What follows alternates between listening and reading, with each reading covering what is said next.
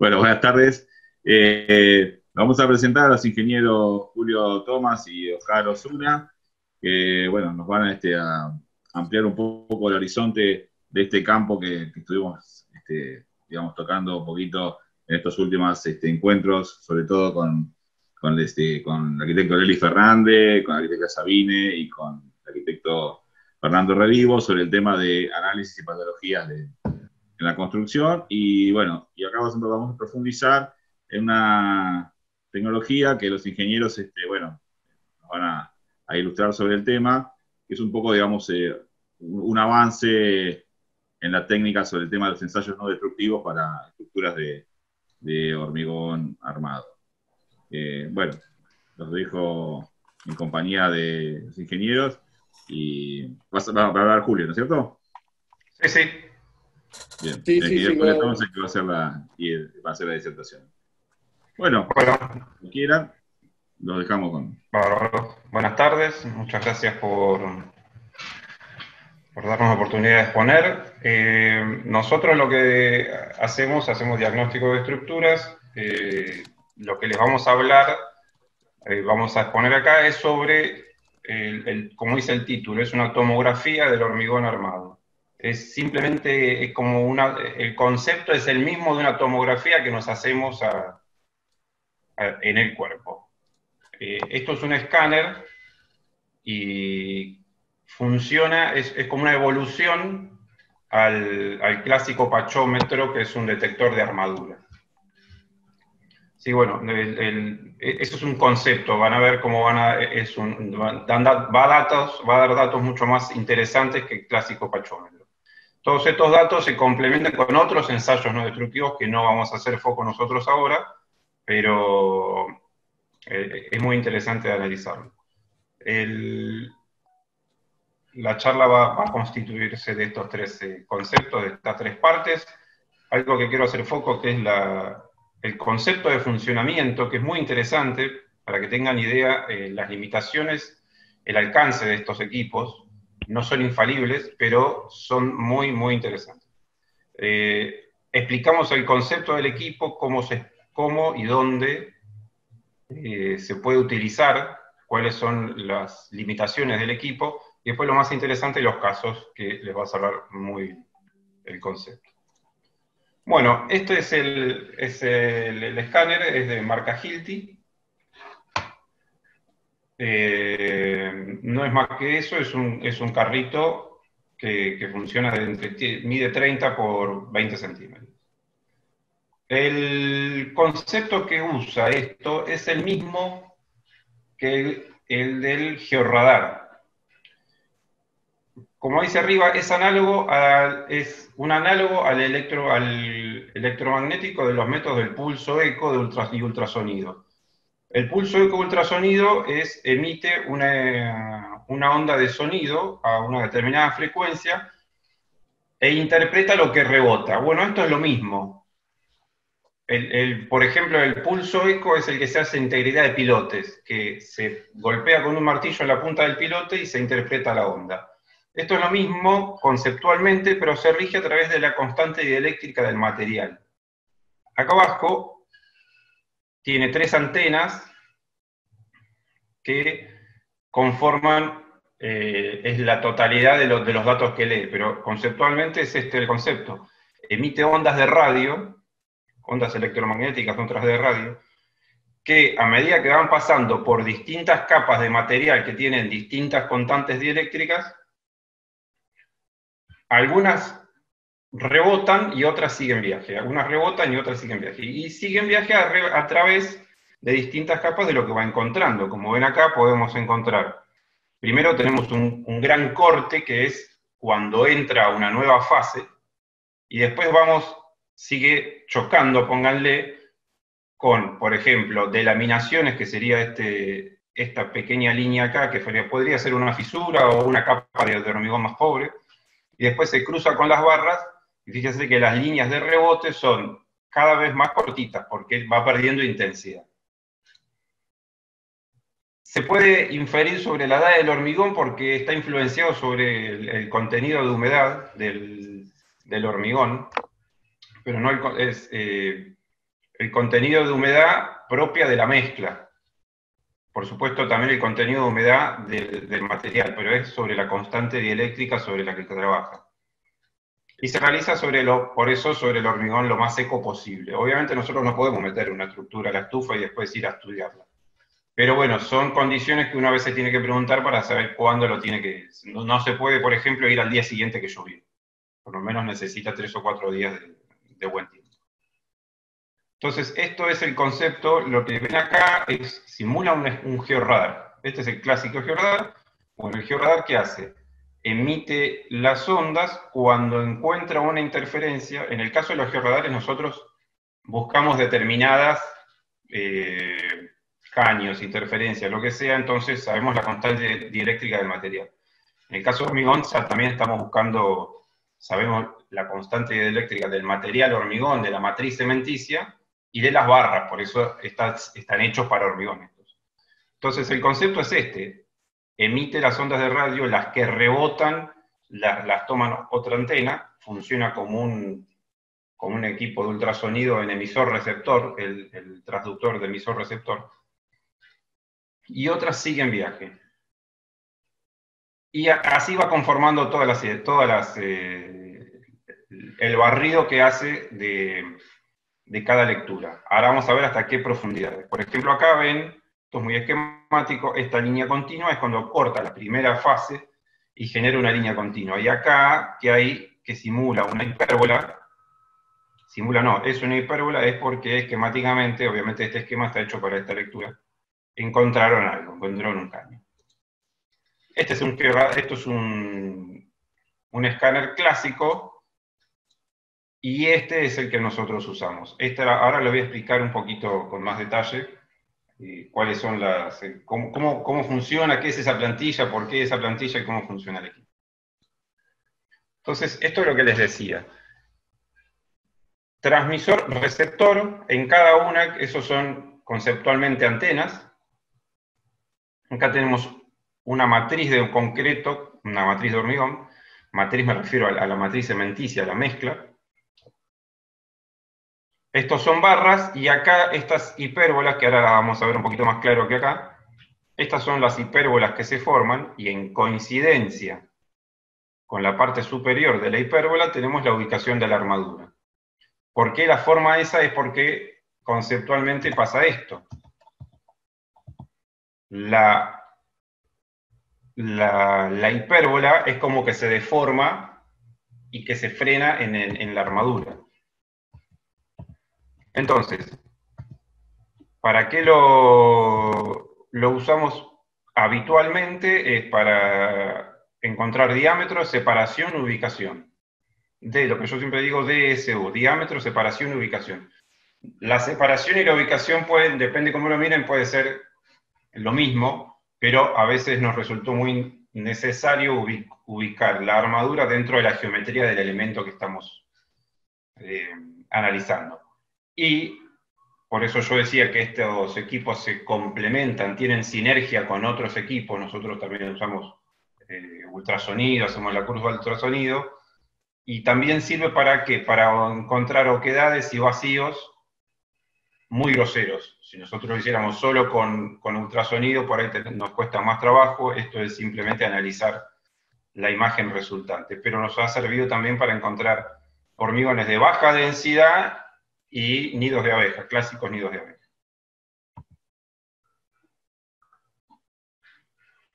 Estas son las 3 antenas que les decía. Conceptualmente no son antenas físicas grandes, largas, sino que son dispositivos dentro del aparato. Y acá tenemos algunos datos interesantes para analizar respecto al equipo en sí. La zona máxima de detención de los objetos es 30 centímetros. Este equipo funciona muy bien dentro de 30 centímetros de hormigón armado, te dice todo lo que encuentra. Hay que saber interpretarlo, pero siempre dentro de 30 centímetros. Nos ha tocado hacer un trabajo de hormigón reforzados con fibras de acero, y fue muy complicado porque distorsionaba todo. Pero ahora me estoy adelantando. Entonces, este Este escáner trabaja dentro de los primeros 30 centímetros muy bien. Después tiene otro modo que se llama modo experto, que trabaja dentro de 45, de 50 centímetros, pero con otra definición y es más difícil interpretar la imagen. La precisión, dato interesante. Dentro de los primeros 10 centímetros tenemos una precisión del 1%, y después entre los 10 y los 30 tenemos una precisión del 15%. Trabaja con una frecuencia de 2 GHz, por eso la corta profundidad, corta entre paréntesis, la corta profundidad de análisis. Los georradares trabajan con frecuencias de 700 MHz, 500 MHz, 1000 MHz, pero pueden viajar están analizando hasta 5 metros, 6 metros. Pero eso ya es para suelos, pero por eso el concepto del georradar. Y algún dato que no le puse el efecto de ampliación, pero sí es interesante saberlo, que se los marco acá abajo, es la temperatura de servicio. Se puede usar entre menos 10 grados y más 50 grados. Como para que uno sepa la época del año en la que lo puede usar. ¿Cómo analizo, cómo funciona este aparato? ¿Qué modos de uso tiene? ¿Qué es lo más interesante? Tiene un modo que se llama lineal, que es dentro, se los voy a marcar acá en esto. Si ven acá, entre donde tengo el cursor y esta marca, entre esta marca y esta marca, tiene 15 centímetros de ancho. Eso se llama una lectura lineal. Entonces, esa lectura lineal me dice todo lo que encuentra en 15 centímetros de ancho hasta 10 metros de largo en un solo uso, en una sola lectura, y siempre en 30 centímetros de profundidad. Yo puedo hacerlo de mínimo, y mínimo es 30 centímetros. Entre 30 centímetros y 10 metros puedo hacerlo el largo que yo quiero. Hemos analizado balcones que ahora lo van a ver que de 6, 7 metros, todo de una sola tirada. Y después tiene el otro modo que es plantilla. ¿Que ¿Por qué es esto? Porque es mucho más precisa la información generada. ¿Por qué? Porque tengo que pasar con el escáner en este sentido, en el sentido horizontal, y después paso por el mismo sector. Fíjense que acá tiene números, por ejemplo, el 3, 5, paso por el mismo sector en el otro sentido. Entonces, en ese cuadrado, el escáner pasó 2 veces y con las antenas orientadas en distinta manera. Y la definición dentro de esa lectura es mucho mejor. Estas son las plantillas, obviamente ya vienen así de fábrica. Y esta es de 60 por 60 y esta es de 120 por 120. Entonces, puedo analizar el otro modo que se llama plantilla, que le decimos que usamos la plantilla. Podemos analizar no puse la unidad, pero son 60 por 60 o 120 por 60 o 120, y siempre en 30 centímetros de profundidad. Ahora vamos a ver el entregable de esto, lo que nos da estas lecturas. Bueno, acá estos son 2 videos muy cortitos de cada uno de los usos. Pongo el primero. Esto es un tabique que estábamos haciendo una verificación estructural en un edificio acá en Gran Buenos Aires. Esta es el modo lineal. Esto se lo estaba explicando en obra yo a uno de los que nos había contratado.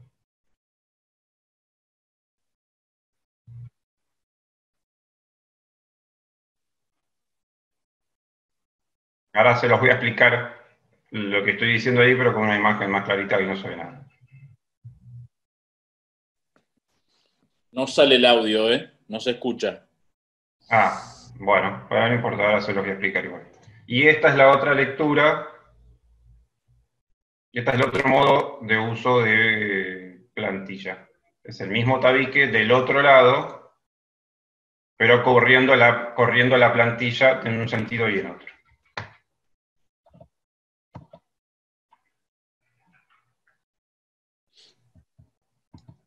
Bien. el equipo funciona así. Es un equipo simple de usar. Lo difícil es interpretar los datos. Nosotros hemos pasado, antes de largarnos a trabajar con esto, hemos pasado meses escaneando hasta la pared del baño de mi casa para interpretar qué era lo que teníamos. Hicimos losa con distintos diámetros, con distintas separaciones, escaneando lo que sabíamos que estábamos escaneando para poder interpretar distintos materiales, distintos espesores, distintas profundidades. Bueno, el primer caso, ¿por qué un incendio? Les pongo de entrada porque también las imágenes del escáner nos sirvió para interpretar sobre la integridad del material. Esto es un edificio de planta baja y 3 pisos en Gran Buenos Aires. Por un problema eléctrico se generó el fuego, tenía una carga de fuego muy importante porque era muchos papeles, era un docente y acumulaba muchos papeles y prendió rápido. Nosotros, ¿dónde trabajamos? En este balcón. Fue a pedido del municipio porque tenían miedo, en realidad a pedido de los bomberos, un análisis del estado del balcón superior. El incendio fue en el segundo y el balcón a analizar era el tercero. Esas fotos, para que tengan una idea, el fuego que generó. Ahí tenemos acá pusimos una plantilla, acá estamos haciendo ultrasonido para complementarlo, y acá ahora después se lo voy a ampliar, ahí estamos pasando el escáner por sobre el fondo del balcón. Una de las lecturas más interesantes a ver es esta. Esto es un 3D. Yo acá estoy pasando el escáner por arriba del balcón. Por eso la onda, lo que a mí me interesa en realidad es de acá hasta acá cuando hacemos una verificación del balcón. ¿Ven? Acá estoy pasándolo por debajo. A mí cuando estoy analizando, mirando un balcón desde abajo, me interesa desde el fondo de losa hasta el baricentro de la armadura. Nosotros siempre que analizamos balcones lo hacemos desde abajo y desde arriba. ¿Ven? Esta es la lectura desde arriba. Yo acá abajo, acá estoy pasando el escáner parado en el otro piso, en el tercer piso. Entonces, cada uno de estos centros, cada una de estas hipérbolas es la armadura, acá tenemos bien clarita la armadura, y cada uno de estos centros es el baricentro de la armadura. Como ven acá a la derecha tenemos una regla, bueno, igual esto con el software, por diferencia de alturas, se ve respecto al fondo de losa el baricentro de la armadura. Y acá siempre tenemos que ubicar geométricamente el escaneo dónde empieza y dónde termina para tener la referencia del elemento y qué nos podemos estar encontrando, porque hemos hecho análisis de estructuras de vigas grandes, y por ahí estábamos viendo armadura de corte y no las sabíamos interpretar. Bueno, entonces en esto hicimos estos ensayos. Un dato importante era la carga de fuego. Con el escáner encontramos diámetro, separación y ubicación, y se realizó la verificación estructural. La estructura no se vio afectada por la seguridad estructural y la capacidad de carga, porque fue un tiempo corto, básicamente. Otra inspección de balcón, acá hicimos un paso más, que es muy interesante. Esta es la RQ, es la lectura lineal que les digo. Lo analizamos desde arriba, desde abajo, y dentro del ambiente pusimos la plantilla en la lectura modo RS. ¿Para qué? Para analizar la longitud de anclaje de la armadura. ¿Por qué? Porque uno cuando está ubicado, o sea, podemos saber, vemos la armadura que tenemos ahí, pero no sabemos la longitud de anclaje, o si entró y la dejaron ahí, entró y la pisaron, puede haber pasado cualquier cosa. Entonces, esto es una lectura, fíjense, de 4 metros. En este edificio hicimos el frente completo, pero yo les estoy mostrando el balcón dos balcones que eran los más interesantes. Acá tenemos de vuelta lectura desde el piso de arriba, no esta, no esta, sino donde estamos pisando acá. Pero fíjense por qué. Un dato interesante que salió de esta lectura es un caso de referencia que nos resulta interesante. Primero encontramos todos los baricentros de la armadura, eso ningún problema. Tenemos la ubicación de la armadura respecto al fondo de losa sin ningún problema. Pero fíjense estas líneas. Esta línea que ven acá continua es el fondo de losa, el fondo del balcón, ¿verdad? Los que nos habían contratado tenían miedo porque habían medido deformación. No es que tenían miedo, pero querían verificarlo porque habían medido deformaciones. Este caso no tenía un peligro estructural, pero sí estaban midiendo deformaciones. Y bueno, hicimos el análisis y al final la deformación era un vicio oculto, porque esto era diferencias de nivel, porque el contrapiso, o sea, la parte superior de la losa estaba recto, y esto eran distintos espesores de losa, y era un error sistemático en todo el frente. Fíjense acá, en el punto 1 y en el punto 2, la 2 menos 1 nos daba 40 milímetros. Y coincidía con las deformaciones que tenían ellos. El punto 3 menos el 1, 29 milímetros, y el punto 2 menos el 1, 34 milímetros. Esto es una volumetría, esto viene a ser, lo que estamos viendo es el escaneo de esto, de esa plantilla. El resultado de esto. ¿Por qué se los marco acá? Porque acá tenemos algo interesante que no lo vengo diciendo hasta ahora, es que en el escaneo nos podemos mover en X, en Y y en Z, en X, en Y y en Z, en cualquier punto de la plantilla, en cualquiera. Pero lo que me resulta interesante ver acá, que si ven esto, es la armadura que entra en el balcón y a la altura donde generaron el caballete, la distancia más que altura de donde generaron el caballete. Bueno, con esto determinábamos la longitud de anclaje y la cantidad, y verificábamos que coincidían que venía del balcón. Y algunas también veíamos que a veces del balcón, de la losa, siguen rectas y las anclan en el balcón, a veces sin necesidad. Bueno, en este caso utilizamos solo el escáner, era para encontrar eso, de diámetro, separación y ubicación. Caso 3 es una estructura existente y esta es muy interesante analizar. Es la planta baja de un edificio en Capital, en Belgrano, sobre nuestra cabeza, o sea, viene a ser sobre planta baja, estamos sobre primer subsuelo, trabajando nosotros, sobre nuestra cabeza se iba a mudar un banco y iban a instalar la bóveda sobre ellos. Y tenía una carga importantísima. Y los estructuralistas no encontraban armadura, habían hecho cateos picando, encontraron toda la armadura inferior, encontraron estribos sin ningún problema, hasta ahí andaban bárbaros, pero el corte no lo verificaba por ningún lado.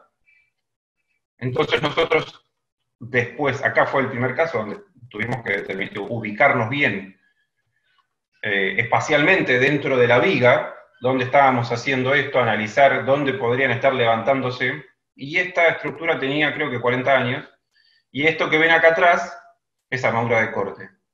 Esta viga tenía 8 barras del 25 y tenían levantadas 2 barras del 25 en cada extremo, pero no una al lado de la otra, sino desfasadas, cubriendo perfectamente lo que antes se llamaba el decalaje. Y obviamente les salvó el cálculo a esta gente. Pero bueno, si ustedes cortan en esta línea violeta y rebaten para abajo, van a ver esta hipérbola acostada, que es la armadura de corte. Y acá empieza la otra, que es la otra que está corrida. Tengo que poner así para que me vean la cámara.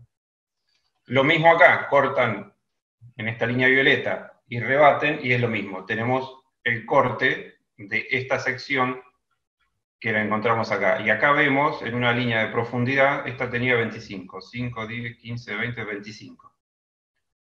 Acá tenemos la hipérbola del corte. Ahora lo van a ver mejor con una volumetría. Estos son estribos, estribo, estribo, estribo. Esto era armadura de piel. Lo que no estamos viendo acá es armadura de fondo de viga, porque nosotros estábamos de costado. Y acá ven, yo puedo mover esta sección, la puedo mover en todo el largo de la plantilla. Acá ven la hipérbola que se genera por la armadura de corte. Esta hipérbola que está acá es esta que está acá. Y acá se ve un poco, bueno, está medio tapada por la imagen, pero se ve esta barra. En este caso no podemos determinar los diámetros, pero sabíamos que venía de abajo, de la misma armadura que venía en el fondo de vidrio. Bueno, acá es lo mismo, se encontró lo que les acabo de decir. Caso 4 bóveda, ya voy avanzando, muchachos, vamos bien, ya termino. Nosotros analizamos a todo nivel país para una transportadora de caudales, todas sus armaduras constructivas, todas sus bóvedas, perdón, la estructura, la documentación constructiva de todas sus bóvedas. Hace un par de años en Paraguay le volaron una bóveda, entonces una bóveda completa. El Banco Central les dijo que tenían que informar su armadura constructiva de todas las bóvedas que tenía a nivel país. Y como esta transportadora compró a una transportadora de mucho renombre, muy antigua acá en este país, pero la compró y no tenían nada, ni un papelito de lo que estaban hechas. Entonces relevamos todo. Lo que les voy a mostrar es sobre este cubo que está acá, que tenía 30 centímetros de espesor, entonces nosotros teníamos que atacarla de un lado y del otro. Se hacía de ambos modos, acá les estoy mostrando las dos plantillas de un lado y del otro, y esta era una de lectura directa que teníamos de la malla. Según el Banco Central tenía que tener una determinada armadura de tal diámetro, no se crean que era nada del otro mundo, de tal diámetro y tal separación, bueno, algunas cumplió, otras no. Esta es la lectura inmediata que te da el escáner una vez que pasás la plantilla. Y esta es una imagen más procesada. Se puede ver que no hay línea de fin, porque esto tenía más de 30. La armadura superior, horizontal y vertical se encontraba sin ningún problema. Y acá tenemos una volumetría de esta misma imagen, generando un corte. Acá, acuérdense, yo corto en la línea violeta, lo rebato a la derecha, corto en la línea violeta, lo rebato hacia abajo. Y acá teníamos una volumetría de estos tabiques. No, en estos casos no era nada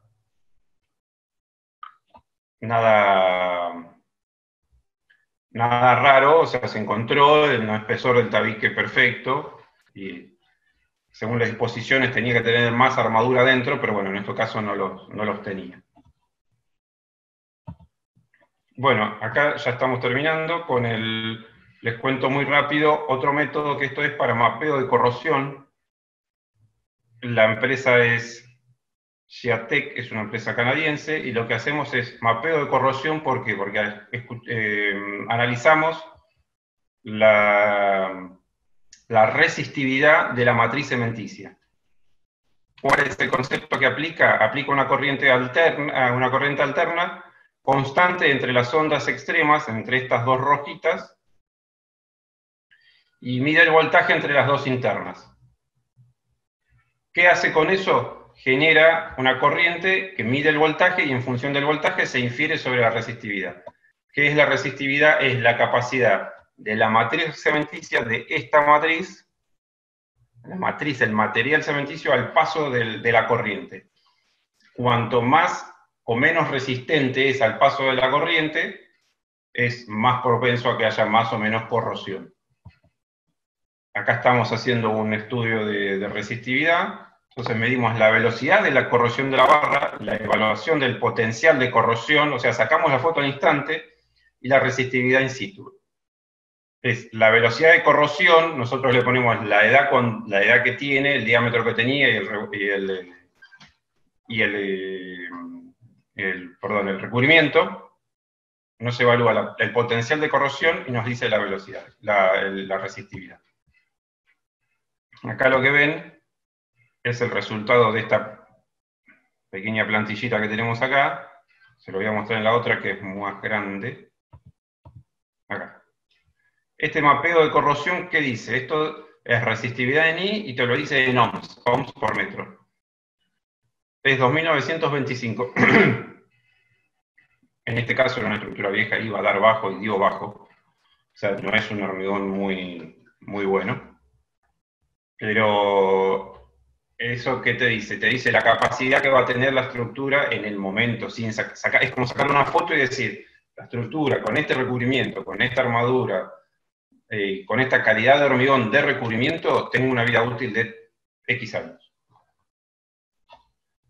Y bueno, obviamente lo hacen resistividad en Y, resistividad en X, y el potencial de corrosión también. Para eso tenemos que haber hecho un trabajo previo con el escáner en que ubicamos la armadura, porque después trabajamos sobre la armadura, ubicamos el diámetro y ubicamos el recubrimiento. Y con este se complementa y generamos la resistividad muy, muy interesante para estos casos, para estructuras existentes. Y bueno, listo, ya estamos en tiempo.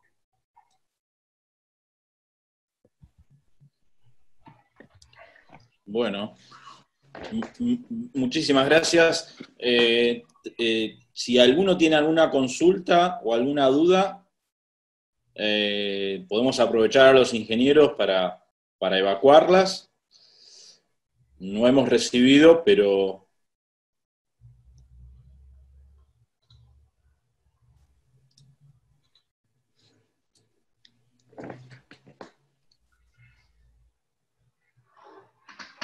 ¿Cuántos hay? 60.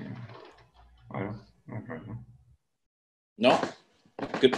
Creo que no, que en principio no. De todas maneras, ustedes se quedan a la charla que va a iniciar ahora Diego, y de última podemos dejar para posterior si surge alguna consulta. Así que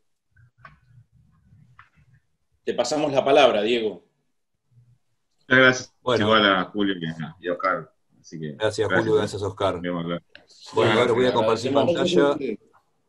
Agradecemos la presencia y pasamos ya al módulo 6 que teníamos programado para hoy. ¿Ahí se ve bien? Sí, perfecto. Sí, perfecto.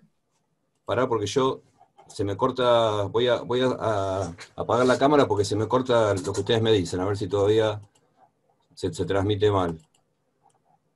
¿Ahí está? Perfecto. Bueno, ahí me toca la parte más aburrida de este curso, la que todos los arquitectos y arquitectas detestamos, que son las resoluciones, las disposiciones y todo lo que hace a la legalidad de los roles profesionales. Pero no por eso deja de ser menos importante.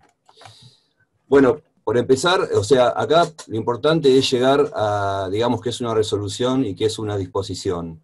Entonces, para poder determinar y definirlo, tenemos que partir de una breve definición y descripción de qué es el CAPA, que de paso va a servir para muchos que, digamos, repasen en qué consiste nuestra institución. El CAPA está creado por la ley 10.405 del 86, ustedes saben que es la ley que creó el colegio, es la ley mediante la cual el gobierno provincial delega en el colegio una serie de funciones que están acá descritas: matricular a los arquitectos, regular el ejercicio, defender los alcances del título y el ejercicio, posicionar la arquitectura como disciplina social, promover la capacitación, que es lo que estamos haciendo aquí, velar por el cumplimiento en los concursos de arquitectura, ejercer la potestad disciplinaria, o sea, controlar la ética, asesorar a los poderes públicos en temas vinculados al planeamiento urbano, vivienda, el patrimonio y el medio ambiente. Acá podría también estar el tema del asesoramiento que hacemos en la temática esta de mantenimiento de edilicio, colaborar con las autoridades universitarias y propender al logro de beneficios inherentes a la seguridad social de los colegiados. Digamos, la síntesis de todas estas tareas que tiene el colegio se pueden resumir en que el colegio hace el control matricular, el control del ejercicio profesional, el arancelamiento y la ética entre los colegas y la ética entre los colegas y los comitentes. Acá hacemos una breve descripción de los poderes del colegio. El colegio tiene 3 gobiernos, el principal, el más importante, es la asamblea del CAPA. Digamos, la asamblea del CAPA es la asamblea del Consejo Superior. Para los que han asistido alguna vez a una asamblea distrital, la diferencia que tiene es que en la asamblea del Consejo Superior, los que votan son los consejeros que componen cada consejo directivo de cada distrito, y los matriculados podemos asistir simplemente con voz, mientras que en la asamblea nuestra distrital saben que todo matriculado tiene voz y voto. Después vendría el Consejo Superior, que está compuesto por la mesa directiva, con un presidente, un vicepresidente, un tesorero, y un presidente, vicepresidente, un secretario y un tesorero, y los 10 delegados al Consejo Superior, que vienen en representación cada uno de los distritos. Finalmente, el tercer órgano de gobierno es el Tribunal de Disciplina, que como dijimos es el que se encarga de la parte de disciplinarnos y de controlar la ética entre nosotros y nosotros para con nuestros comitentes. Nos remitimos al tema político, a la distribución política de la provincia. Saben que hay 10 distritos, el nuestro es el distrito 9, tenemos una sede central que es Mar del Plata, tenemos 6 delegaciones que acá están descritas, representan a 14 municipios, el municipio de General Pueyrredón, Maipú y Mar Chiquita, los representa Mar del Plata, Balcarce representa al partido Balcarce, La Costa, al partido de La Costa, General Lavalle y General Guido, la delegación General Alvarado, a Miramar y a General Otamendi, a Coronel Otamendi, perdón, la delegación de Pinamar al partido de Pinamar y al partido General Madariaga. En Necochea, al partido de Necochea, Lobería, San Cayetano y Quequén, que acá no figura, y la delegación de Villa Gesell al partido de Villa Gesell. Esa es la conformación política de la provincia y de nuestro distrito. Bueno, entonces acá llegamos a la regulación del ejercicio profesional. El ejercicio profesional viene a ser toda la actividad técnica, científica, artística, pública o privada, que conforman los alcances del título. Ahí hay una breve descripción de esos alcances, cuáles son: el ofrecimiento, la contratación y la prestación de servicios, el desempeño de cargos, funciones o comisiones en entidades públicas o privadas, la presentación ante las autoridades o reparticiones de cualquier documento, y la investigación, experimentación, realización de ensayos y divulgación técnica o científica. Esas en las generales. A nosotros las que nos atienden son las que tienen que ver con las actividades reservadas. Las actividades reservadas están, digamos, nomencladas por un decreto que más adelante voy a desarrollar, que, digamos, reguló lo que se llamaban nuestras incumbencias, y se llaman actividades reservadas, que son las que comprometen el bien público y pueden afectar a personas y a terceros o ponerlas en riesgo. Entonces, dentro de estas actividades reservadas llevamos a las 4 actividades que nos ocupan en este curso, que son los ejercicios, las tareas de ejercicio que se desarrollan en el mantenimiento edilicio. Entonces tenemos, en primer lugar, diseñar, calcular y proyectar estructuras de edificios, conjuntos de edificios y los espacios que ellos conforman, con su equipamiento, infraestructura y otras obras destinadas al hábitat humano en lo concerniente al ámbito de su competencia. Este punto vendría a ser el que tenemos que tener en cuenta para lo que es el proyecto de reparación de los edificios. La segunda actividad reservada es dirigir y controlar su construcción, recuperación, renovación, rehabilitación, refuncionalización y demolición, que acá estarían involucradas las tareas de dirección de obra y representación técnica, ¿no? El control de la obra. El punto 3, certificar el funcionamiento y o condición de uso o estado de lo mencionado anteriormente, vendría a ser nuestros informes técnicos. Y el punto número 4, proyectar, dirigir y evaluar lo referido a la higiene y seguridad en lo concerniente a su actividad profesional, viene a ser el responsable de seguridad en higiene. O sea, acá tenemos las 5 tareas que están involucradas en el mantenimiento edilicio, que es lo que ocupa este curso.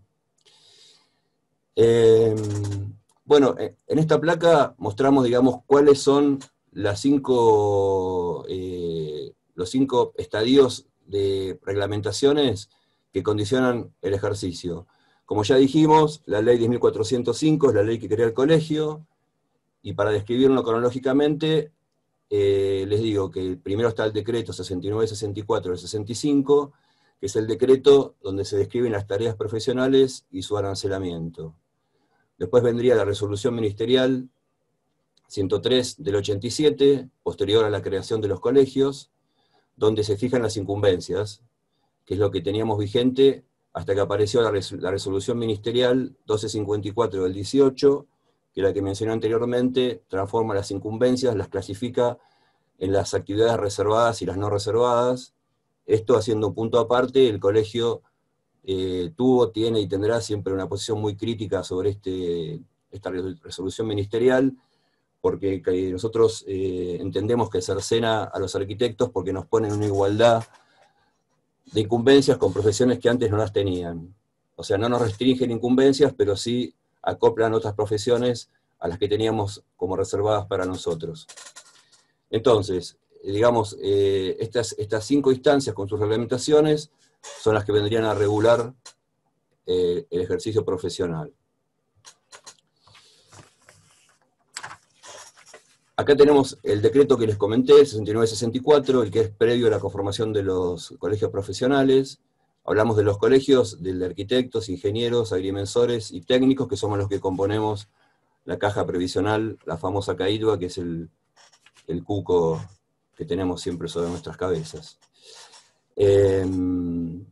Acá tenemos, digamos, las tareas que están involucradas en este decreto, y está resaltado en este color celeste, las 4 instancias que nos ocupan a nosotros, como dijimos, proyecto de dirección de obra, salud y seguridad, representación técnica, informes técnicos y consultas, informes, pericias y consultas. Del informe técnico, que está resaltado como más importante, sabemos que es del que parte todo el resto de las tareas, entonces hay una breve descripción de cómo tabula este decreto el informe técnico, y dice: es el procedimiento realizado por el profesional habilitado, consistente en la verificación del estado de los frentes de edificios, sean a la calle, a cualquier otro espacio público y a espacios abiertos privados, patios internos, jardines, retiros de frente, contrafrentes, incluye la redacción del consiguiente informe técnico y su presentación ante el municipio. Ahí quedaría tabulado el informe técnico, y de ahí en más partirían todas las tareas que tenemos en este ejercicio de mantenimiento edilicio. Yo lo que hice acá, o sea, es muy tedioso y muy aburrido e imposible de hacer comentarios interesantes sobre las resoluciones. Yo, como este PowerPoint va a estar en la plataforma, me limité a poner las resoluciones que regulan las tareas que yo clasifiqué. Después cada uno puede acceder a estas resoluciones si le interesa, o tiene algún conflicto, o precisa consultarlas. Están en la página del Colegio del Consejo Superior, y están también en la página del distrito. Entonces yo les voy a mencionar cada resolución y qué dice sobre el rol que ahí me interesa que se tenga en cuenta. Entonces, la resolución 4115, esta resolución nació poquito tiempo después que se implementó el nuevo Código Civil y Comercial. Es un código que cercena nuestra profesión, digamos, haciéndonos responsables de un montón de cuestiones que obviamente los arquitectos no compartimos y combatimos. Para que se entienda en un concepto general, nos hacen como responsables de que somos los productores, los constructores de un producto. Nuestras obras serían un producto, entonces tenemos que garantizar y tener responsabilidad sobre el funcionamiento, sobre dar garantías sobre ese producto. Así que esta resolución nació posterior a este código, y aparece acá que atiende el tema de los roles profesionales. Entonces, la 4115, para contrarrestar el Código Civil y Comercial, dice que ningún profesional en su rol de proyectista, director de obra o representante técnico puede prometer resultados en ninguna situación. ¿Por qué? Simplemente porque no poseemos poder coercitivo sobre los agentes del proceso constructivo. O sea, no tenemos capacidad ni tenemos legalidad para dar órdenes, para, digamos, coaccionar o coercibir a los operarios de la construcción. Cuestión que sí tienen los constructores y los contratistas. Por eso después hace la salvedad que el que tiene este poder es el empresario constructor, que asume responsabilidades objetivas, hace un ejercicio comercial o industrial de la cosa. Obviamente es una actividad que no está arreglada por el CAPA, no implica un ejercicio, y debe estar siempre representado por un profesional con incumbencias. Y finalmente, el constructor es el que persigue un beneficio, por lo tanto es quien asume riesgos y debe garantías. Yo les voy a leer un pequeño apartado de la resolución, porque me parece que es interesante, porque lo que yo dije por ahí queda un poco aclarado. Dice, frecuentemente se ha verificado reglamentos municipales que establecen el contenido de los roles profesionales a cargo de los profesionales liberales, e incluso responsabilidades inherentes a los mismos, lo cual excede por un lado su competencia en materia de policía edilicia reconocida a tales entes, para ingresar ilegalmente en la de las profesiones, reservadas a los entes de la colegiación. Ello sin perjuicio de disponerse en ellos en sentido contrario a tales sistemas normativos, usualmente colocando en cabeza de los profesionales liberales responsabilidades propias de los empresarios. Esto, que tiene una dialéctica un poco complicada y muy extensa, digamos, lo que tenemos que entender, y para mí sintetiza y está en línea con lo que queremos comunicar acá en el curso, es que como no somos responsables de los resultados, digamos, estaría acá plasmado nuestra posición de no firmar en los municipios el certificado de aptitud de los edificios, porque nosotros no podemos garantizar que no va a haber un riesgo a la seguridad y a la salubridad simplemente porque no podemos garantizar resultados. Así que me parece que este punto es muy importante. Pasamos al informe técnico, la resolución 161 del 08, lo que hace es clasificar los informes y los remite, digamos, a cómo los solicitan los municipios. Entonces, sintéticamente, yo saqué 2 párrafos que dice, el informe técnico debe estar fundado en diversos grados de complejidad. Esa complejidad debe estar dispuesta por cada municipio. Y dentro de los clasificados, que son varios, yo separé 2, que son los que nos atienden, que es, uno sería la pericia de valor informativo, que es lo que hoy por hoy llamamos informe técnico, que se presenta con el tema de mantenimiento de fachada, y después hay una segunda clasificación que es estudios de mayor profundidad, que eso claramente está hablando de los cateos, que ya hemos mencionado y hemos debatido en algunos módulos, que creemos indispensable que el municipio clasifique qué tipo de obra precisa qué informe, ¿no? Hablamos de los informes con revestimientos y con placas adosadas que precisarían tener un cateo. Bueno, pasamos al proyecto de reparación. Ahí hay una mención importante en la resolución 66 del 15. Esta resolución la sacó el Consejo Superior específicamente cuando se implementó, no, pues ya habían pasado 15 años, pero cuando se empezó a debatir sobre el tema de los honorarios en mantenimiento edilicio, digamos, el municipio de General Pueyrredón, por ser el pionero y el precursor de esta tarea profesional, el que tenía más volumen de trabajo, en esta resolución se hace especialmente para el municipio de General Pueyrredón. Y la frase que yo quiero rescatar es que en la resolución dice que las medidas terapéuticas edilicias solicitadas exceden lo informativo y es acción de proyecto. O sea, claramente dice en esta resolución que tenemos que separar lo que es informe técnico de lo que es el proyecto de reparación. Bueno, pasamos a otra placa. El tema tramitación de permisos. Este punto por ahí quizás no es muy relevante, pero es interesante que los profesionales sepan que la tramitación de permiso no es algo que nos corresponda a nosotros como obligación, ni al director de obra, ni al representante técnico. En todo caso, y no me quiero meter en el tema de nuestros visadores que van a hacer todo el despliegue de los honorarios, en todo caso, si hay un mandato del propietario, en este caso serían los consorcios, para que el profesional inicie el trámite o pida el permiso de obra, hay un adicional de un 0,3% del costo real de la obra que tendríamos que reclamar. Pero yo creo que lo más importante es tener en cuenta que no es responsabilidad nuestra el habilitar la obra. Pasamos a la tarea siguiente, dirección de obra y representación técnica. Ahí tenemos 2 resoluciones, la 4115 y la 6710. La 6710 habla de la representación técnica y la dirección de obra, y dice, bueno, esto por ahí es muy básico, pero tenemos que decirlo.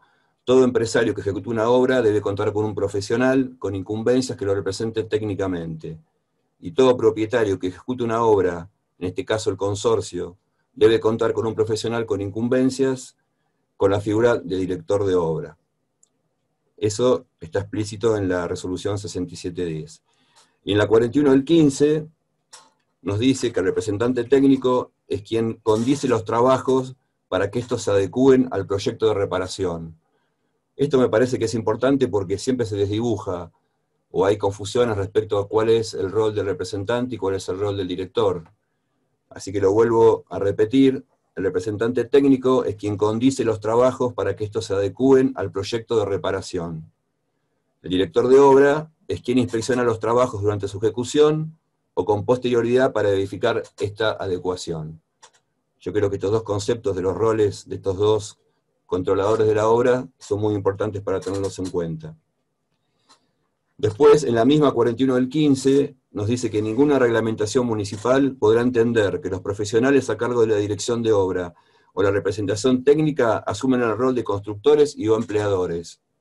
Esto obviamente es muy básico y, digamos, por lo menos en Mar del Plata, que tiene el mayor desarrollo, digamos, legal de la cosa, el trámite administrativo lo deja totalmente claro, no hay conflictos, ni problemas, ni superposiciones en este sentido, pero me parece que es muy importante para el caso en que ocurran accidentes en la obra, un daño a un tercero, o en el peor de los casos una muerte, tener muy en cuenta lo que la 41.15 dice respecto de nuestro rol en la obra. Pasamos a la reducción por horarios por repetición. Esta es una resolución, digamos que también salió por un tema que ocurría acá en General Pueyrredón. En un momento el municipio y el colegio se pusieron de acuerdo y funcionó durante unos años, que digamos si un profesional hacía un informe sobre un mismo edificio, se podría cobrar el 50%, era un porcentaje que se podía reducir. Eso está totalmente claro que no es así, y por eso en esta resolución dice que la reiteración de informes u otras tareas similares realizadas por un profesional para un mismo comitente no pueden ser motivo de minoración de sus honorarios.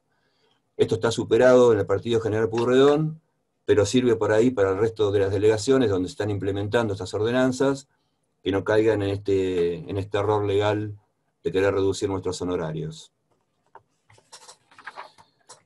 Bueno, la placa siguiente, tenemos varias resoluciones que hablan de responsabilidad de seguridad e higiene.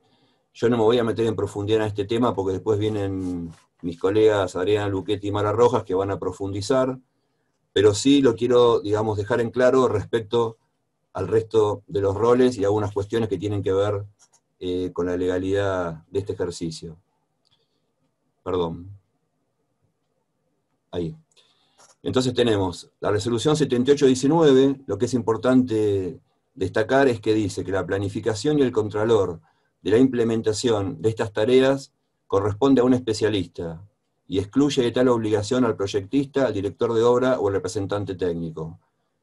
Obviamente esto también es una cuestión que está bien aceitada en estos trámites que hacemos y en los roles de la obra, pero tiene que estar bien claro que la tarea esta la tiene que hacer una persona especialista. En la resolución 67 del 10, dice que esta tarea es incompatible con el desempeño de cualquier otro profesional que se desarrolle en la obra. Esto quiere decir que si haces la tarea de representación técnica o de director de obra, no podés ser responsable en seguridad e higiene. Son tres roles que no pueden superponerse. Finalmente, sobre este tema, la resolución 6615, bueno, hace un poco, reafirma esto, discrimina los tres roles de seguridad e higiene, dirección de obra y representación técnica. O sea que en cualquiera de estas resoluciones, si lo quieren ahondar o profundizar, van a encontrar este concepto desarrollado. Bueno, y andamos de vuelta en el tema de la responsabilidad como empleadores, que nuevamente quiero dejar en claro que no es por el tema de que esté superpuesto o mal llevado adelante el trámite o cómo implementa el municipio, porque por lo menos en Mar del Plata el municipio es muy riguroso y está muy claro, digamos, quién ocupa cada rol y quién es el constructor, quién hace las veces de contratista. Pero bueno, es bueno reforzarlo por el tema que les comenté de un accidente en obra, de la responsabilidad respecto de un inconveniente, de la seguridad, de la salubridad, cuál viene a ser el lugar que tenemos que ocupar como profesionales. Entonces, en la 7516 dice que los arquitectos y arquitectas que se desempeñan en una obra en cualquiera de los roles posibles se encuentran excluidos del artículo 2, inciso A de la ley 22.350, que es la ley, digamos, nacional que atiende sobre el tema de los operarios de la construcción, y no pueden ser considerados empleadores ni pueden ser sujetos a informar al respecto, amparándose en el secreto profesional. Esto es importante para mí, esta última frase, porque tiene que ver, por ejemplo, cuando cae una inspección de Ministerio de Trabajo o algo, digamos, uno no tiene por qué brindar información porque es secreto profesional y no tiene que involucrarse. Yo les voy a leer lo que dice tácitamente el artículo, es muy cortito, pero por ahí termina de aclarar esto que recién leí. El artículo 2 de la ley 22.250 dice que quedan excluidos del ámbito de la aplicación de esta ley el personal de dirección, el administrativo, el técnico, el profesional, el jerárquico y el de supervisión. O sea, claramente dice que nosotros no somos responsables.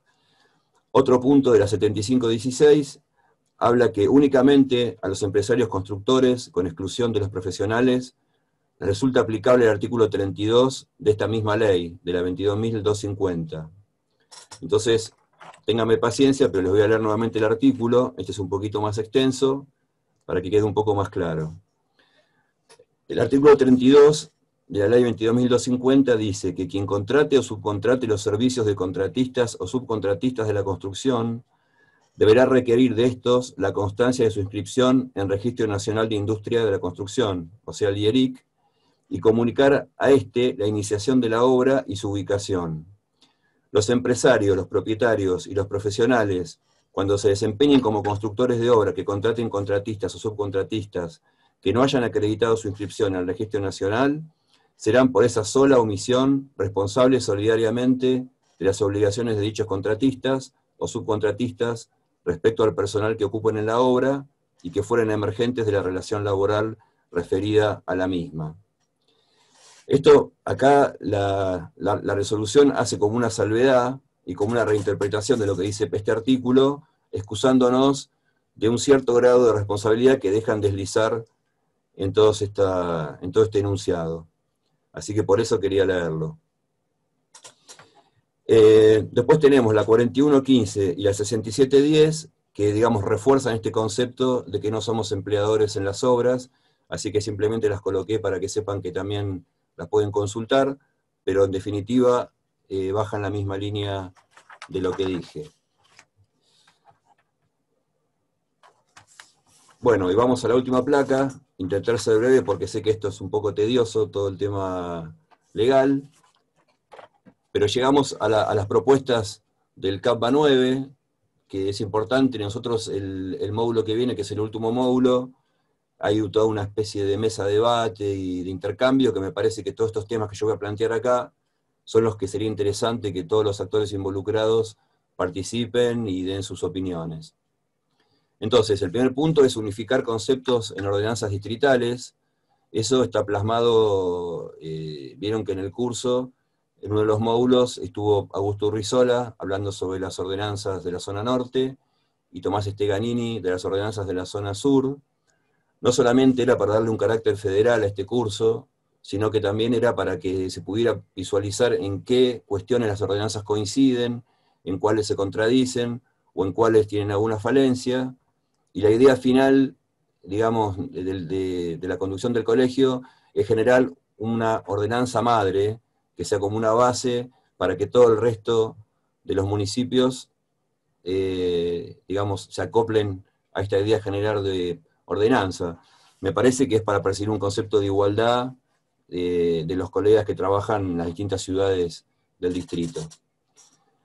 El punto 2 a tratar es discriminación de informe y proyecto de reparación.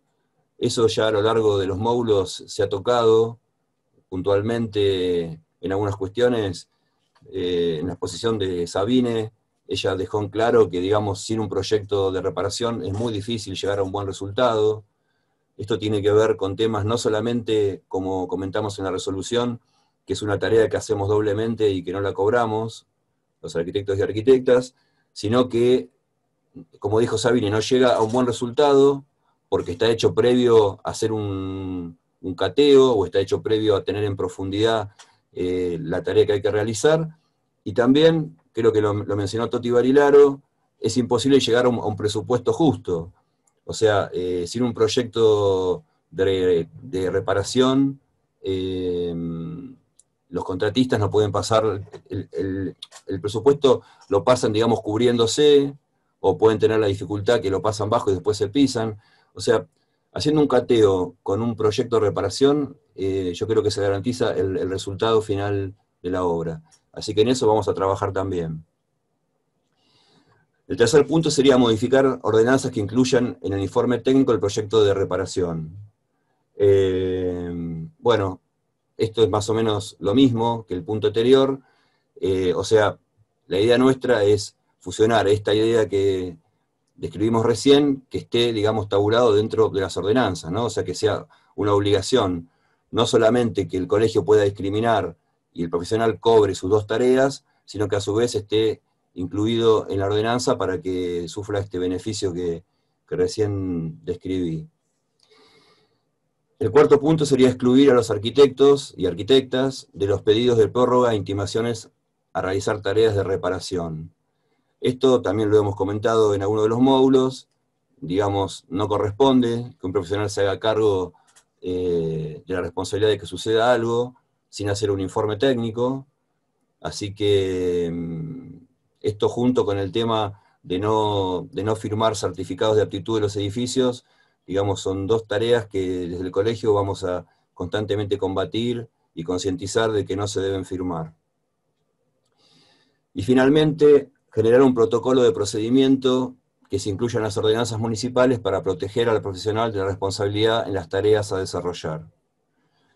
Esto nació después de una consulta que tuvimos con el doctor Sergio Bertone, que es el asesor legal del Consejo Superior, nosotros buscando, digamos, después de los hechos que acontecieron en Mar del Plata, los desprendimientos, los hechos desgraciados, buscar amortiguar la responsabilidad del profesional en los informes.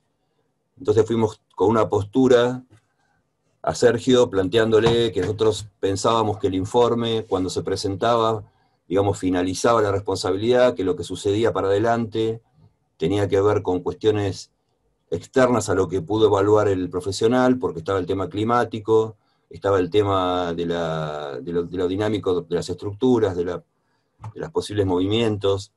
Y bueno, Sergio nos miró y nos dijo, no, eso no es así. Ustedes firman un informe y son responsables en el tiempo que el municipio fijó que cubre ese informe, o sea, los 3 años. Entonces, bueno, nos volvimos preocupados, obviamente no conseguimos el cometido de demostrar lo que pensamos, que legalmente no era posible llevar adelante, y ahí nació la idea en la comisión de mantenimiento de generar un protocolo.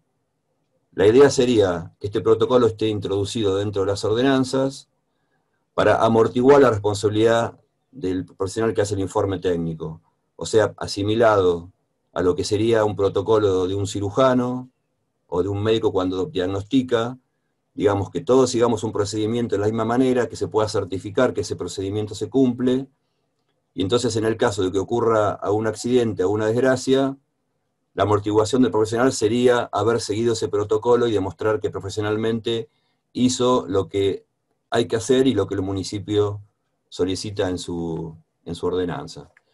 Así que todas estas cuestiones, estos puntos, me parece que va a ser muy rico y muy interesante debatirlos en el próximo módulo, así que están todos invitados a participar y a poner su granito de arena. Esto ha sido todo. Si hay preguntas, las voy a recibir directamente yo en el celular no como se los paso siempre a Alejandro y a Nino.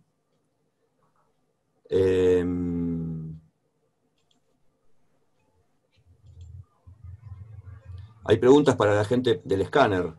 No sé si todavía están. ¿Se fueron? No, acá estoy presente. ¿Sí? ¿Querés que te formule Sí. la pregunta? Dale. Lo que desea saber es cómo registran la información que les da el escáner. ¿Va acompañado de un programa que se descarga en una computadora? Bueno, Ah, ya cuando... respondiste por el chat, dice acá, ¿puede ser? Sí, ya lo respondí por el chat. Pero si querés Pero está responderlo bien, para que todos lo hagámoslo escuchen, extensivo a todos. claro. Dale. Nosotros con este escáner tenemos dos tipos de lectura. Una lectura primaria, en la cual cuando escaneamos tenemos en el mismo visor, podemos visualizar la ubicación de las armaduras, a qué profundidad está, pero con una imagen muy sucia llamamos a algunas interferencias. Nos da una idea de la ubicación de las armaduras y en qué posición se encuentran. Luego, en el laboratorio tenemos un soft, que el soft ya viene con el mismo, cuando compramos el escáner ya te viene con el soft, en la cual hacemos la limpieza de toda esa suciedad que podemos obtener en el escaneo, donde ya más detalladamente podemos visualizar el diámetro de la armadura y en la imagen en 3D. Pero es un soft que viene ya con el mismo equipo cuando lo compramos. Bueno, muy bien. Acá yo tengo una pregunta que me hacen ampliar un poquito sobre el tema de la tramitación de permisos, de la resolución 4115. Eso en realidad, o sea, no hay que hacer ninguna gestión. Eso está dentro de nuestras incumbencias. La resolución 4115 fija que si vamos a hacer el trámite municipal tenemos que cobrarlo. Y no solamente en estos casos, en lo que es proyecto, dirección, cualquier tarea profesional que uno la gestiona en cualquier repartición pública o privada, tiene derecho a cobrar un 0,3 del monto de la obra. Así que eso que lo preguntó Carmen es así, no hay que hacer más nada que cumplir con la resolución.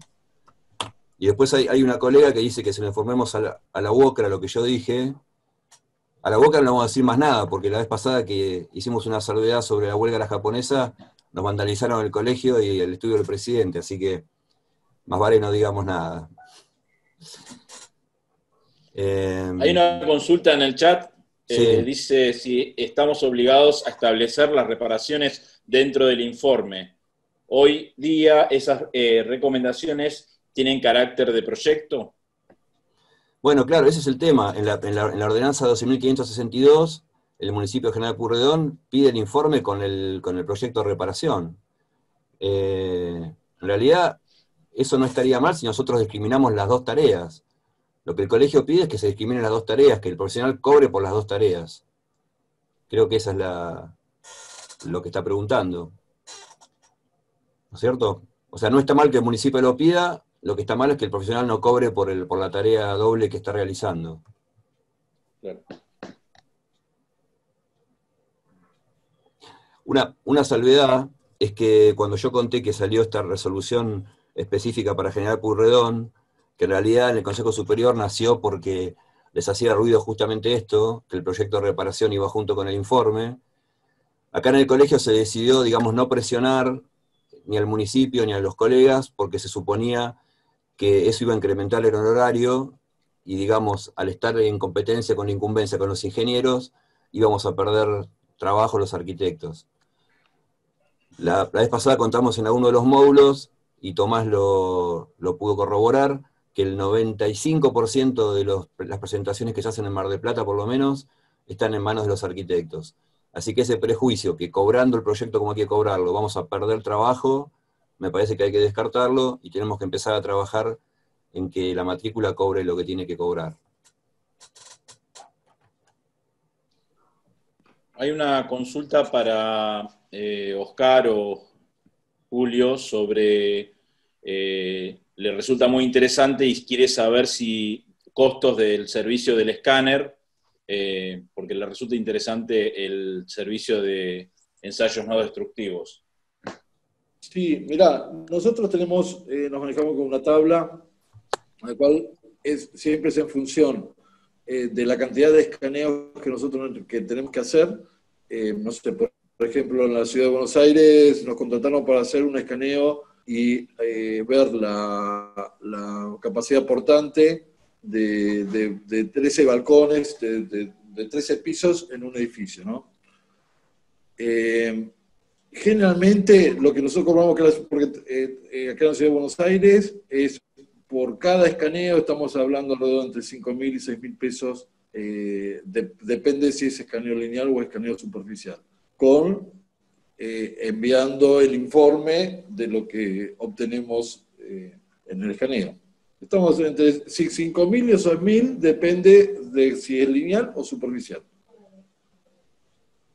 Esa es la unidad, ¿no? Ahora, nos llaman por un solo balcón, por ejemplo, en Buenos Aires, bueno, es el traslado, a eso se le suma la jornada de trabajo, ¿no? En cantidades se reducen muchísimo los precios.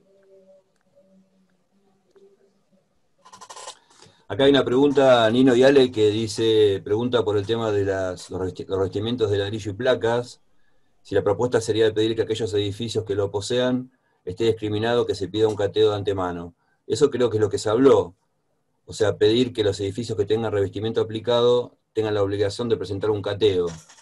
Igual, de todas maneras, yo pienso que eso sigue sin alcanzar. Creo que acá en el curso está presente Oscar Bilbao, que Oscar estuvo a cargo de la obra está a cargo de la obra de Las Heras, donde falleció lamentablemente una persona. Y bueno, Oscar nos ha relatado que, digamos, el sector donde se desprendió el revestimiento había sido cateado, hacía 2 o 3 meses. O sea que yo no sé ni siquiera se alcanza con el cateo. Yo creo, alguien preguntó en uno de los módulos, o dijo que tenía idea, que había escuchado de una ordenanza que obligaba a retirar los revestimientos de los edificios. Yo creo que tenemos que ir por ese lado. Porque si está demostrado que con un cateo que se hizo a los 3 meses se desprendió en el mismo lugar, me parece que no está garantizada la seguridad. Y acá hay una pregunta más, que dice, ¿el proyecto de reparación debe formar parte de la dirección de obra? Eso no. La reparación debe formar parte, o sea, tiene que estar el informe del proyecto de reparación y la dirección de obra cuando ya está contratada la obra. Son tareas que no se comparten. Hay una repregunta, Diego. Sí. Dice, ¿entonces se podría obviar las reparaciones dentro del informe que debemos cumplimentar? Lo que pasa es que el municipio de General Pueyrredón nos exige hacer un proyecto de reparación. Nos exige implementar las medidas que se van a llevar a cabo. O sea que si no lo presentás, te pueden ya rechazar el informe a Mar del Plata. Tenemos que trabajar para que se modifique la ordenanza y que cobremos las 2 tareas. Esa sería la solución. Pero hoy por hoy, presentando el informe solo, te dicen que está incompleto en el municipio. Hablo siempre de Mar del Plata, ¿no?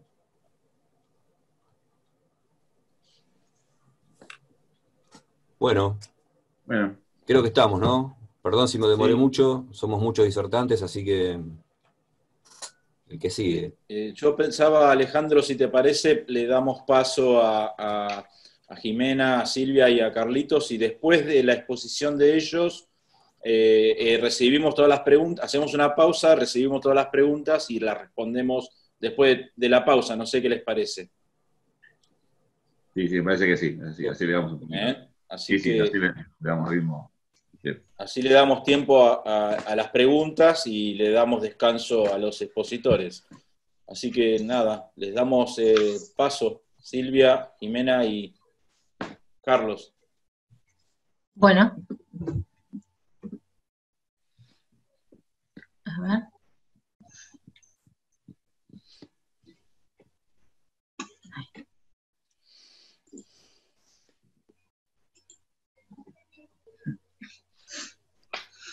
Se ve más grande, Silvia. Tendrías que achicar, me parece. Se ve mucho más grande.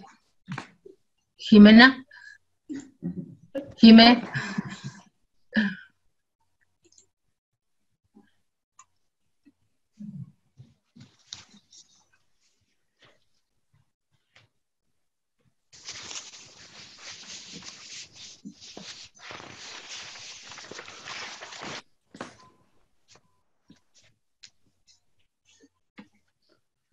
Tal vez lo tengas que sacar de pantalla completa y volver a ponerlo. Probalo, porque se ve como... Se ve salido de... Sí, sí, no está centrado.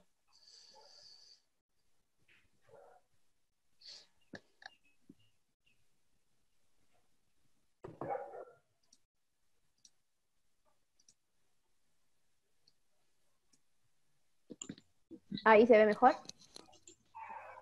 No, No, está salido, Jiménez. Sigue adelante. Achícalo un poquito más. No me permite.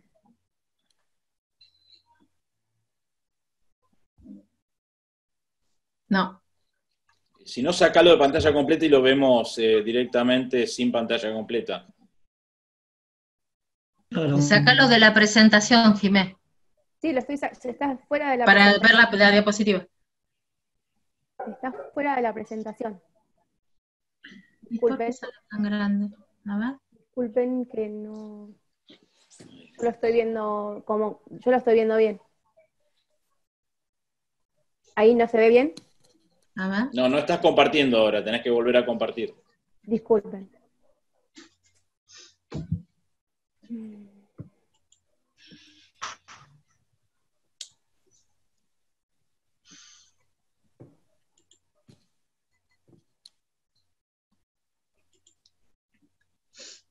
Vas a tener que abrirlo vos, Sil, porque no me permite hacerlo a mí. A ver, Jiménez, para.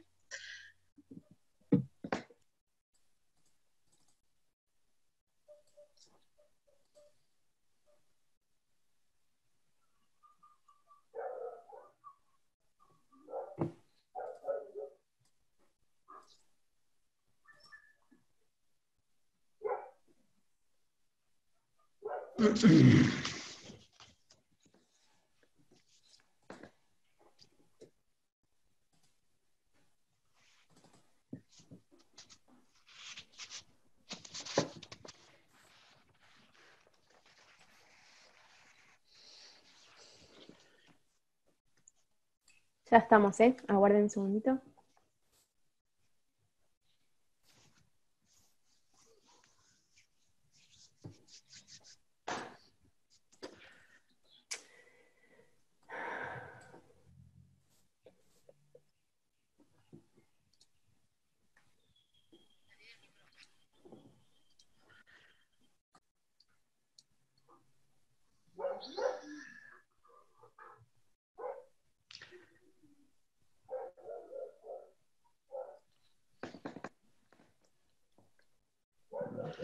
Bueno, si no les parece mal, buenas tardes.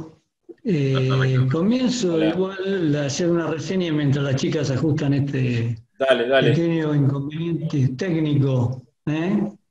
Dale.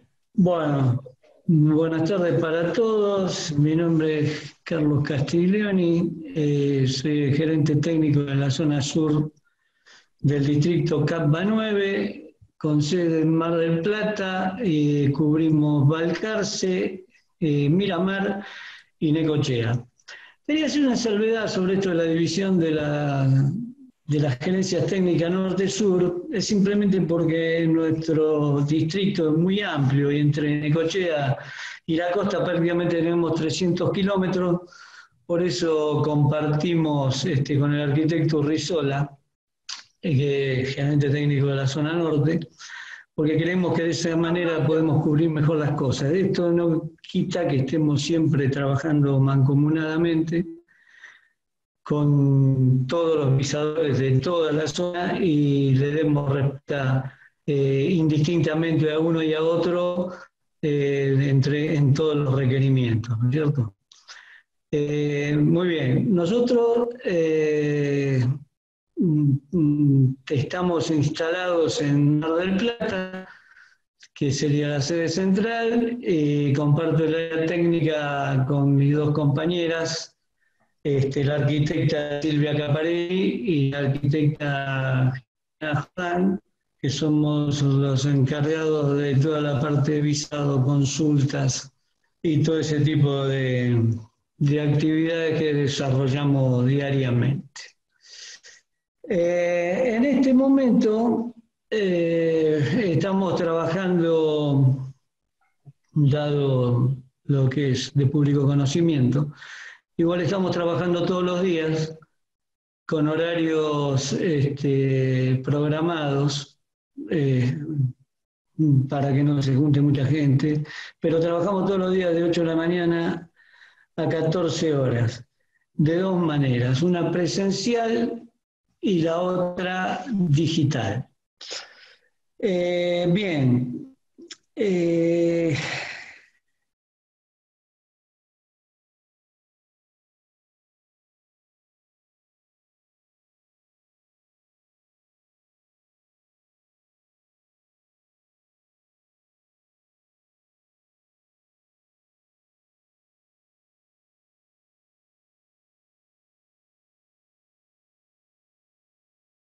Van a las preguntas presenciales que se hacen normalmente. Bien, vamos a ver si entre los tres podemos darle una idea de la problemática esta en cuanto a lo que se denomina preliquidación de aportes previsionales ISEP, comúnmente llamado honorario o más reconocido como honorario, que se traduce en la confección del previsado. De ahí donde surgen todos los valores. Muy bien. A mí me gustaría en un principio hacer una breve reseña histórica, enganchando un poco también con lo que habló recién el arquitecto Domingo Arena, que hace aproximadamente 21 años, en el año 99, surge una iniciativa novedosa de la Municipalidad de General Pueyrredón con la ordenanza 12.562 del 99 y su decreto reglamentario 1745 del 02, que ya creo que lo han explicitado el arquitecto Rizola o el arquitecto Esteganini, o sea que no vamos a profundizar en eso. Pero al municipio haber sacado esta ordenanza, obliga al colegio a buscar las formas de cómo dar respuesta a esas tareas que en realidad no la teníamos y no estaba aplicada en ninguna parte de la provincia, sino que simplemente era específica para Mar del Plata. Lo primero que hicimos fue recurrir al famoso decreto 6964 del 65 para fijar bien cuál era la tarea. O sea, la tarea no era ni una pericia de carácter informativo, sino que era realmente un informe técnico fundado. Era un informe técnico fundado por las características y por la responsabilidad que esto conllevaba. Así que eso está muy bien explicitado desde hace muchísimos años, desde el 65 en el 69-64. El informe técnico fundado se compone de tres elementos, que son un inciso A, un inciso B y un inciso C. El inciso A y el inciso B, que ahora vamos a ver más adelante, son dos incisos fijos, dos valores, que ya los teníamos en el decreto y que iban siendo, se iban actualizando cada 6 meses o cada tanto con respecto al arancel que fijaba la caída. El problema que teníamos era con el inciso C, que llevaba que partía de la base de un valor, el cual en un principio hicimos un estudio pormenorizado de distintas tipologías de fachada, con balcones, sin balcones, paramentos lisos, y a cada una de esas tipologías le dimos un valor, que multiplicado por los metros cuadrados de acuerdo a la tipología, llegábamos a un monto de obra, que ese monto de obra se valorizaba o se depreciaba de acuerdo a la antigüedad y al estado. Con eso llegamos al valor de la parte proporcional del valor en juego para poder entrar en las tablas del inciso C.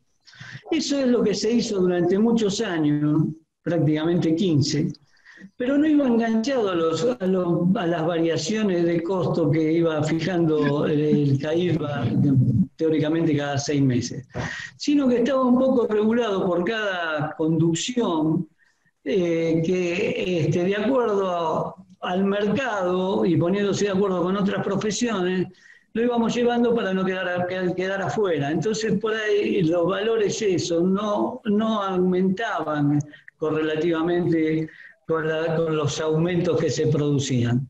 Eso producía un cierto desfasaje, pero fuimos trabajando de esa manera. Como lo había comentado Diego, también hubo un momento dado que se tomó el segundo informe con una depreciación del 50%, cosa que después, gracias a Dios, se sacó.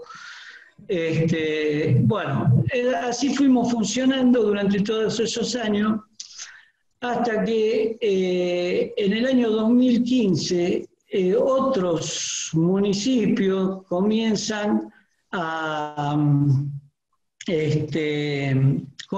aplicar esta ordenanza, con distintas características. Entonces se ve desde el Consejo Superior, sobre todo desde la Comisión de Ejercicio Profesional del Consejo Superior, de sacar directamente una resolución para poder ser aplicada en toda la provincia y que abarque todo.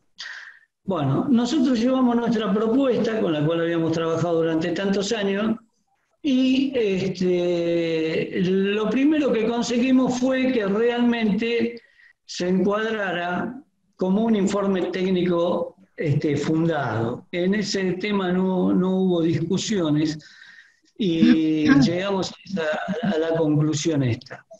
En cuanto a la discriminación de los valores que nosotros habíamos sacado por tipología, eso se desecha y se toma. Acá estamos viendo en la pantalla la resolución, la 6615, que es la que va a surgir de esta comisión de ejercicio profesional con la